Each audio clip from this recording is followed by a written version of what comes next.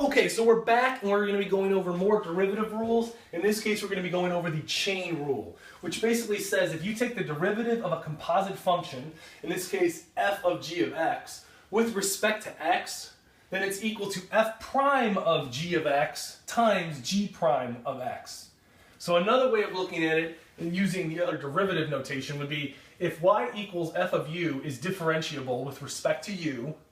Okay, so that would be this f function, the outer function of the composite function, and u is equal to g of x, that's this inner part, is differentiable with respect to x, then f of g of x is differentiable, and the derivative of y with respect to x is equal to the derivative of y with respect to u times the derivative of u with respect to x. And this makes sense if you look at it because the du's will cancel and you'll end up with dy over dx, which is what we're looking for. We're looking for the derivative of a composite function with respect to x. So all you have to do is take the derivative of what it's with respect to of its input, and then take the input's input derivative as well, and then multiply those together. And that's basically what this is saying right here.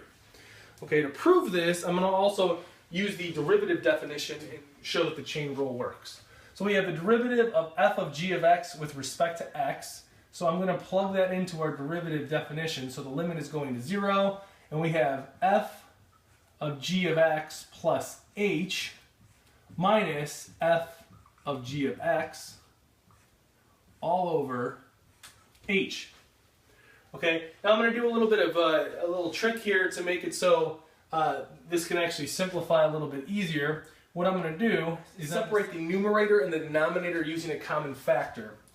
So for this for the numerator, I'm going to rewrite the f of g of x plus h minus f of g of x.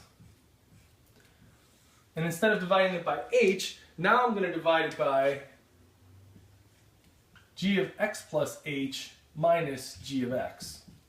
H, I'm just going to move over and set up a separate fraction for it, like so. Now because I am dividing by this, I also have to be multiplying by it as well. So I'm going to put one up top and one at the bottom so they end up canceling.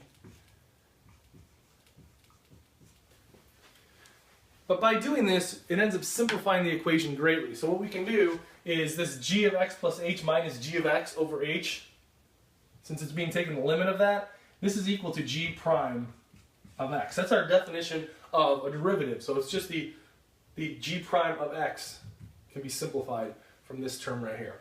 This term can also be simplified because it's f of g of x plus h. So the input for this f is this g of x plus h term. And the same thing over here, the input for this f is g of x. And since we have the difference on the bottom, this is simply our definition of derivative as well, only instead of using x's for the input, we're using g of x's. So we can actually simplify this as well to be f prime of g of x. We'd still be multiplying these two terms, and this ends up proving our chain rule up here. You end up getting the exact same thing. So this proves, using the limit notation, how to get the chain rule. So if you have any questions on chain rule, it's going to be really important that you understand this. Please make sure you ask. So if you have any questions, let me know.